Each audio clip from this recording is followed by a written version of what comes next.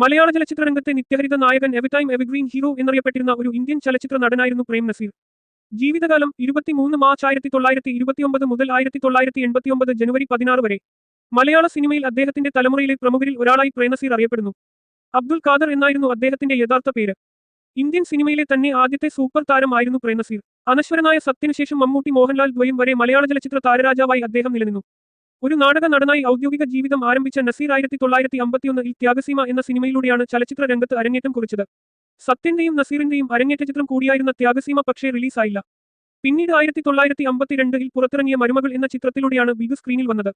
1952 പുറത്തിറങ്ങിയ വിശപ്പിന്റെ വിളി എന്ന തന്റെ രണ്ടാമത്തെ ചിത്രത്തിന്റെ സെറ്റുകളിൽ വെച്ച് അദ്ദേഹം നസീർ എന്ന നാമം സ്വീകരിച്ചു. പിന്നീട് പൊന്നാപുരം കോട്ട എന്ന സിനിമയിൽ നസീർ എന്ന പേരിനൊപ്പം പ്രേം എന്ന് കൂടെ കുഞ്ചാക്കോ ചേർത്തു.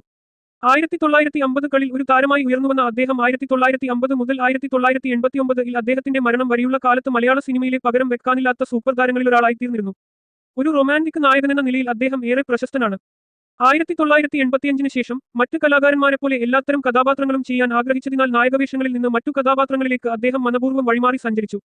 1965 റിലീസായ മുറപ്പെണ്ണ്, 1967 ഇരുട്ടിന്റെ ആത്മാവ്, 1969 ലൈകളിച്ചെല്ലമ്മ, നദി, 1971 അനുഭവങ്ങൾ പാളിച്ചകൾ, 1973 അഴകുള്ള സെലീന, 1981 വിട പറയും മുൻപേ, 1982 പടയോട്ടം, 1988 ധ്വനി തുടങ്ങിയ സിനിമകളിലെ ശ്രദ്ധേയമായ അഭിനയത്തിലൂടെ അദ്ദേഹം നിരൂപക പ്രശംസ നേടിയിരുന്നു.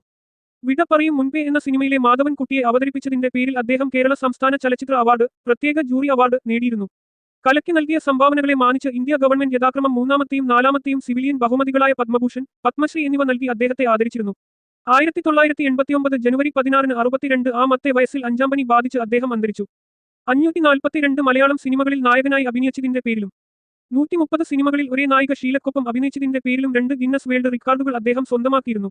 80 നായികമാർക്കൊപ്പം അഭിനയിച്ചതിനും വർഷം 1973 1977 30 സിനിമകളിൽ പ്രധാന വേഷങ്ങളിൽ അഭിനയിച്ചതിന്റെ പേരിലും മറ്റ് 2 അഭിനയ റെക്കോർഡുകളും അദ്ദേഹം സ്വന്തമാക്കിയിട്ടുണ്ട്. 1968 റസ്റ്റ് ഹൗസ് എന്ന സിനിമയ്ക്കായി അദ്ദേഹം പാടുകയും ചെയ്തു. 1989 ജനുവരി 16 62 വയസ്സിൽ അദ്ദേഹം അന്തരിച്ചു. ഷാഹുൽ ഹമീദിന്റെയും അസുമ ബീവിയുടെയും മൂത്ത മകനായി 1926 ഏപ്രിൽ 7 ജനിച്ചു. പ്രേം നവാസ്, അഷ്ഫ് എന്നീ 2 സഹോദരന്മാരും സുലേഖ, ആരിഫ, അനീസ, ഉമൈബ, സുനൈസ, സുഹാറ എന്നീ 6 സഹോദരിമാരുമായിരുന്നു അദ്ദേഹത്തിനുണ്ടായിരുന്നത്. വളരെ ചെറുപ്പത്തിൽ തന്നെ അദ്ദേഹത്തിന്റെ മാതാവ് അന്തരിച്ചു. പിതാവ് അതേ പേരിലുള്ള ഒരു സ്ത്രീയെ പിന്നീട് പുനർവിവാഹം ചെയ്തിരുന്നു. കഠിനംകുളം ലോവർ പ്രൈമറി സ്കൂൾ, ഗവ LPS Koonthalloor, Sree Chithiravilasam school, SD college Alappuzha, saint Berchmans college Changanassery എന്നിവിടങ്ങളിലായി അദ്ദേഹം തന്റെ വിദ്യാഭ്യാസം പൂർത്തിയാക്കി. അപ്പോഴേക്കും അദ്ദേഹം ഒരു പരിചയസമ്പന്നനായ നാടകകലാകാരനായിത്തീർന്നിരുന്നു. അദ്ദേഹത്തിന്റെ രണ്ടാമത്തെ ചിത്രമായ വിശപ്പിന്റെ വിളിയുടെ ചിത്രീകരണത്തിനിടെയാണ് തിക്കുറിശ്ശി സുകുമാരൻ നായർ അദ്ദേഹത്തിന്റെ പേര് നസീർ എന്നായി പുനർനാമകരണം ചെയ്തത്.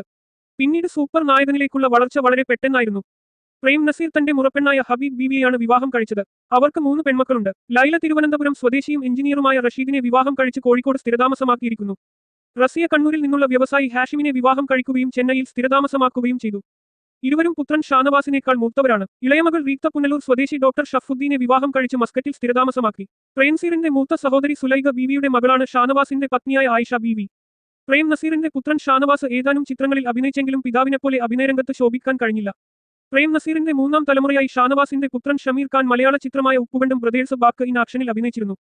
പ്രേം നസീറിന്റെ ഇളയ സഹോദരനായിരുന്ന അബ്ദുൽ വഹാബ് എന്ന പ്രേം നവാസും ഏതാനും ചിത്രങ്ങളിൽ അഭിനയിച്ചു.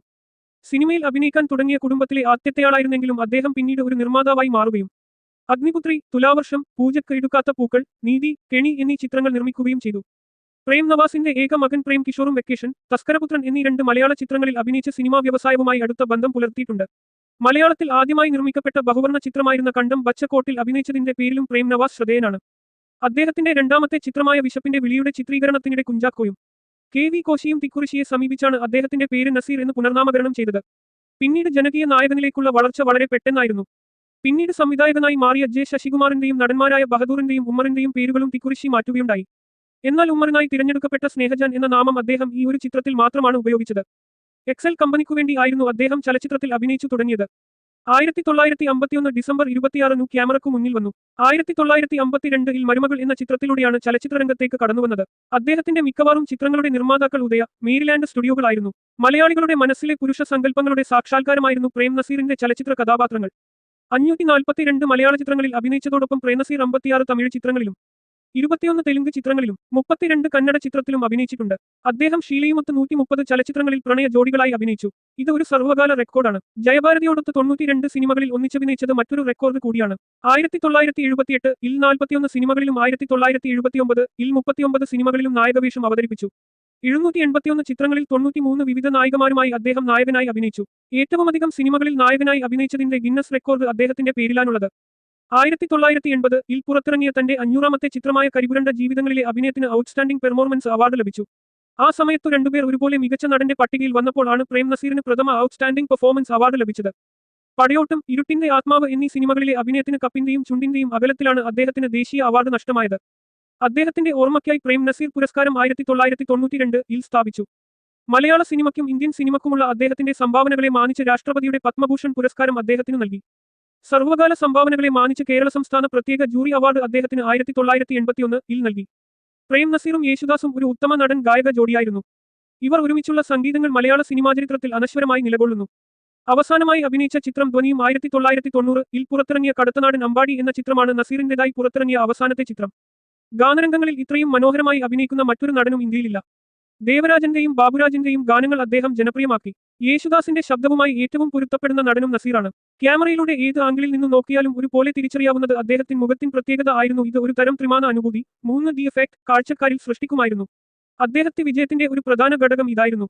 യേശുദാസിന്റെ ശബ്ദവുമായി ഏറ്റവും ചേരുന്നത് അദ്ദേഹത്തിന്റെ ശബ്ദമായിരുന്നു.